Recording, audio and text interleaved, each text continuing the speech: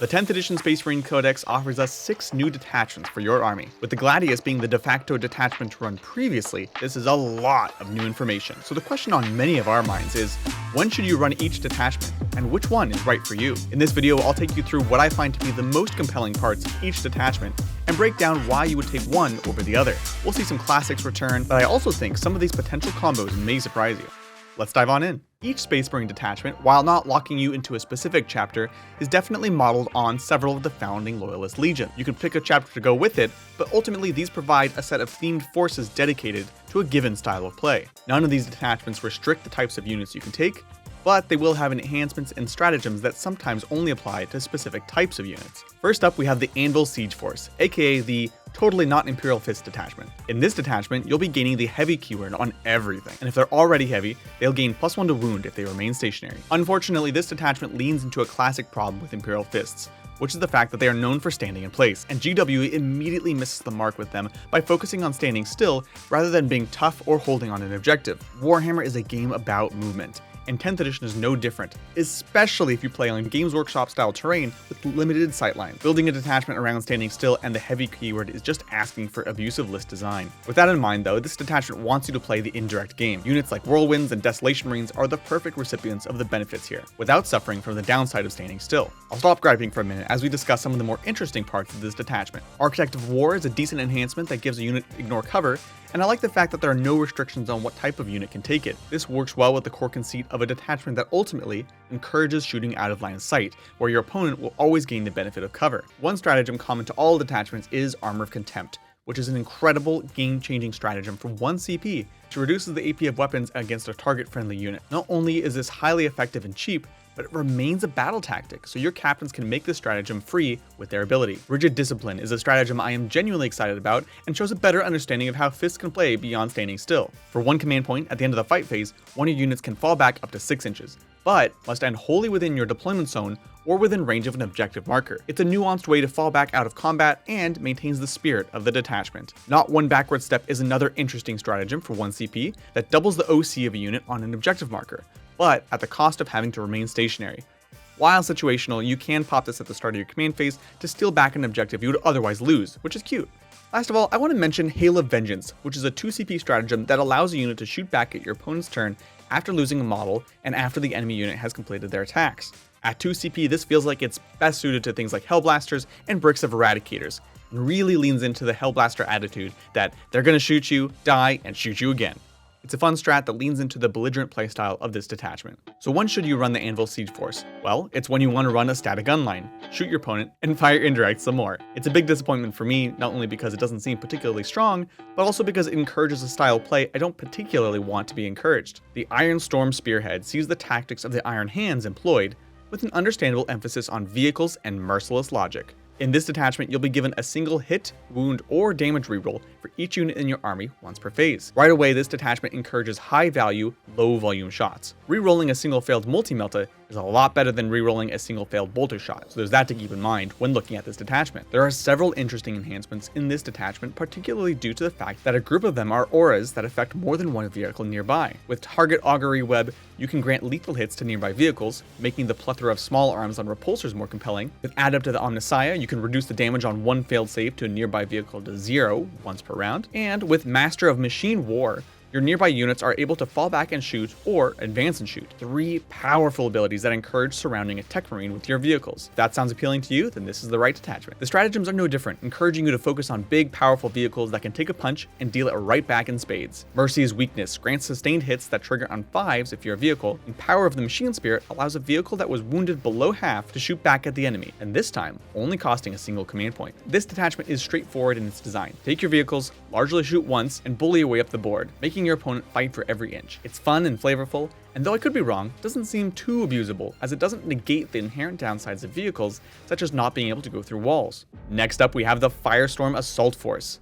Modeled after the Salamanders chapter, this detachment is full of utilities, sporting a number of abilities that help in different parts of the game, If you're looking for a more well-rounded toolbox to play the most number of units, this is a detachment to consider. It's also worth noting that this detachment really wants you to use transports, which we haven't really seen since the days of Battle Company. The detachment rule grants all ranged weapons assault, and grants an additional strength when they're targeting a unit within 12 inches. While underwhelming at first, this unlocks a ton of maneuverability, as well as making them one of the best chapters for performing actions, as assault allows you to advance and still be eligible to shoot. The extra strength may seem too low in an addition of high toughness, but it really upgrades some key profiles, taking aggressor weapons to strength 5 and multi-meltas to strength 10, which are two big inflection points when going against each of their respective preferred targets. As enhancements go, Champion of Humanity is a solid pick, allowing a Tacticus unit to ignore any or all modifiers to their characteristics other than saving throws. Crucible of Battle also returns, giving salamanders effectively +1 to wound for 1 CP.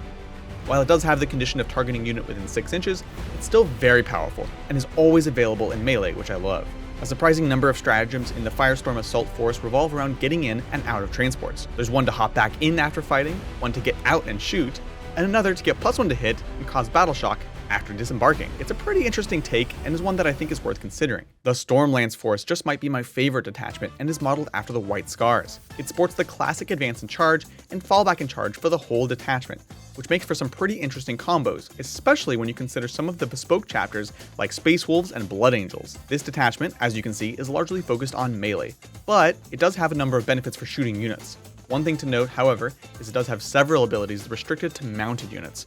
So while the overall rule is generalizable to infantry, you'll really be wanting to run some mounted units to receive all of the benefits the detachment has to offer. Feinting Withdrawal is a fantastic enhancement that grants a unit fall back and shoot. Looking at you, Hellblasters, and Hunter's Instinct is interesting, granting a mounted unit the ability to come in a turn sooner from reserves. Stratagem-wise, a couple noteworthy options include Shock Assault, which grants lance and rerollable charges to a mounted unit for 1 CP, and WINDSWIFT Evasion, which allows a single unit to move 6 inches when an enemy unit arrives within 9. Very sneaky, very tactical. Ride Hard, Ride Fast is a bananas stratagem, granting a mounted unit -1 to be hit and -1 to be wounded in the shooting phase. This is decent on a unit of bikes, but very interesting on a unit of tough-to-kill Thunderwolf Cavalry. Last but not least, we have Full Throttle, which auto-advances a non-walker vehicle 6 inches, or a cavalry unit 9 inches. Pricey at 2 CP, but again, Thunderwolf Cavalry!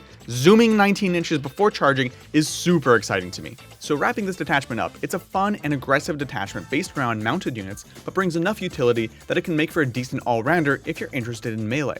Regardless of which detachment you select, you're going to need some beautiful and easy to use terrain, so consider picking up Titan's Terrain. It's the battlefield in the box that's super easy to unpack, play, and put away. It takes absolutely no assembly and is exceedingly easy to store. Of course, if you do enjoy this content, this is a great way to support the channel and also get some awesome Warhammer terrain while you're at it. Thanks everyone! One of the most anticipated detachments is the Vanguard Spearhead that focuses on stealthy units and is naturally based on the Raven Guard. This feels like a very interesting all-rounder detachment, but again, we see a big push for certain types of units. In this case, Phobos and Scouts. The detachment rule is nice and simple.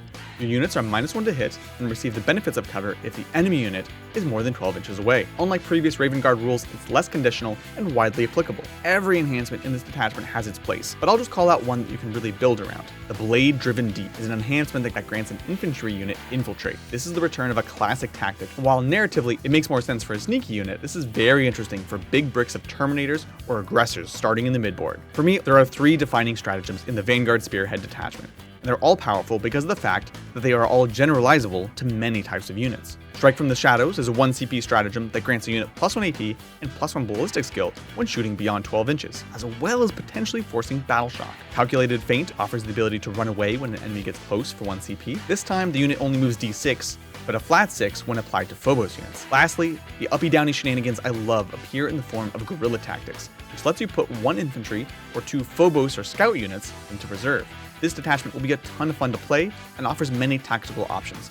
I don't think it'll be the easiest to pilot, but it's well worth the reward. The last new detachment is the First Company Task Force.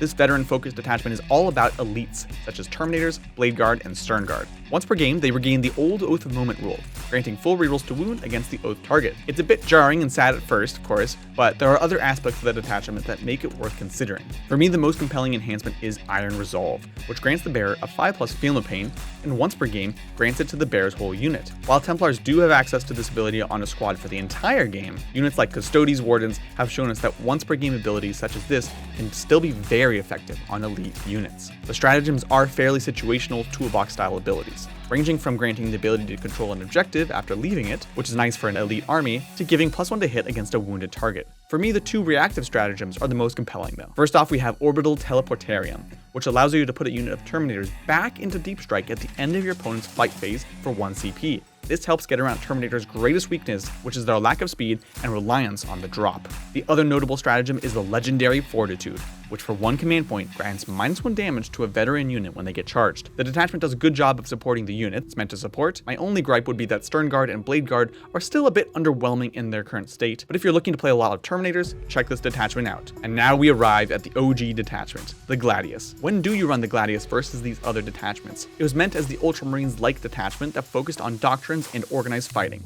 helping out specific units each turn. Truth be told, the problem with Gladius does remain. It is such a powerful and flexible ability that it's tough to compete with.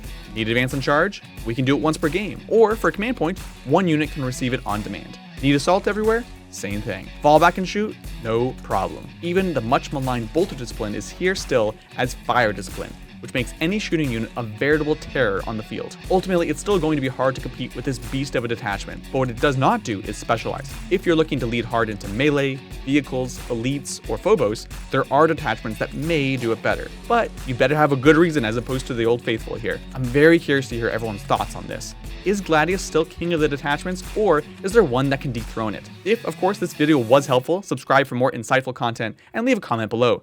That's gonna do it for me. We'll catch you next time on the tabletop. Bye!